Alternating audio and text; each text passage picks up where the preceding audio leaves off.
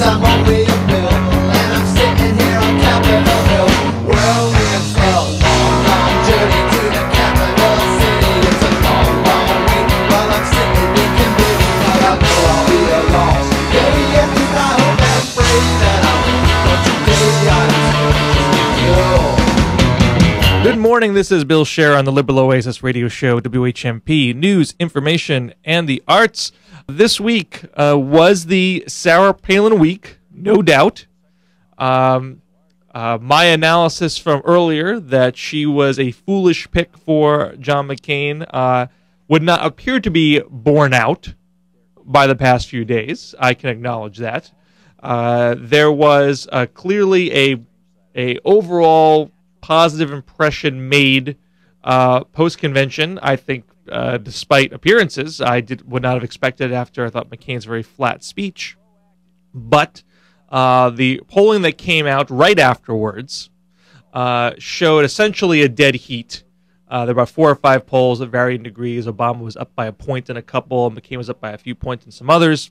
Essentially a dead heat. And as I had said earlier, if McCain was going to break past 45% in polling, which he had not really been able to do in the summer, that would be a success post-convention. That would say that he was getting a second look from that pool of moderate, undecided voters.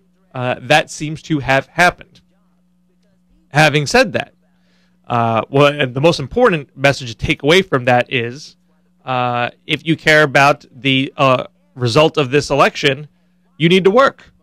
The one variable that the polls cannot capture is the demographics of the turnout, because every pollster is making an assumption what the turnout is going to be. They get a sample and then they weigh it. They'll say, well, we got a little too many young people in this sample, so let's tamp that down a bit. We got too many white people in this sample, let's tamp that down a bit.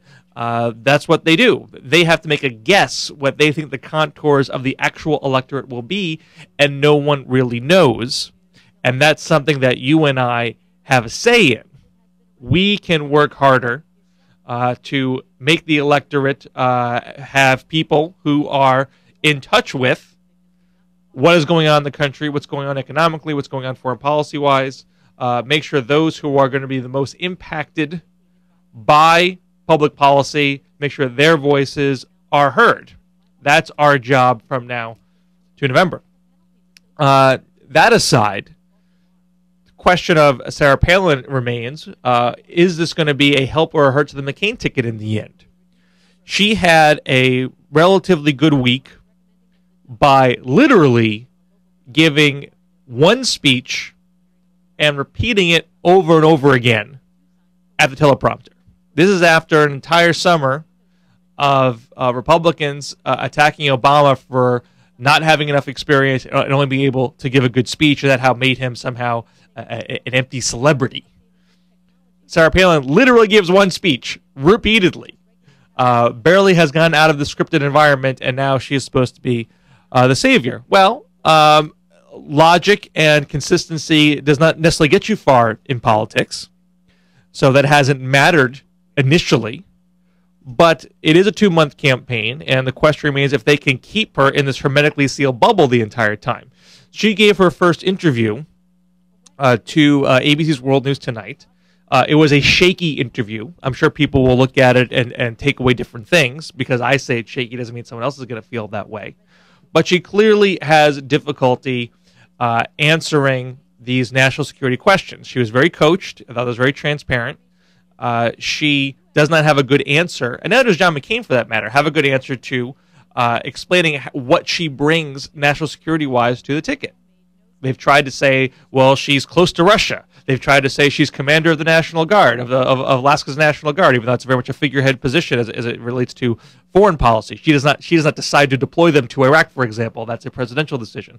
And they've tried to say, well, she knows energy because there's oil and gas in Alaska, and that's a national security issue. Those have been the comments that they have made, and they don't hold up to a lot of pressure and scrutiny. John McCain gave an interview to a Portland, Maine TV station and was asked those questions, and had a terrible time coming back at him. The anchor were not let up because they're so transparently obvious questions to ask, and they don't have good answers for them.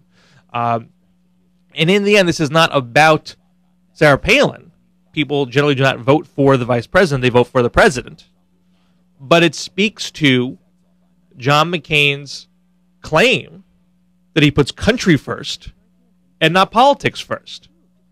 As Huffington Post dug up on Friday, John McCain had said during the Republican presidential primary that he was prepared to be commander-in-chief, that he hadn't just been a mayor for a short period of time or a governor for a short period of time, that he had been tested in national security crises.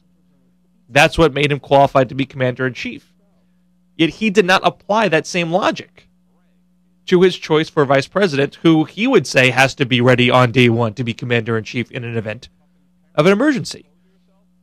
This is a guy that says he would rather lose an election than lose a war. Well, obviously, he's not as interested in telling the truth as he is in winning an election.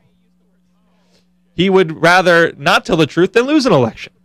He'd rather not put national security first in his vice presidential pick than lose an election.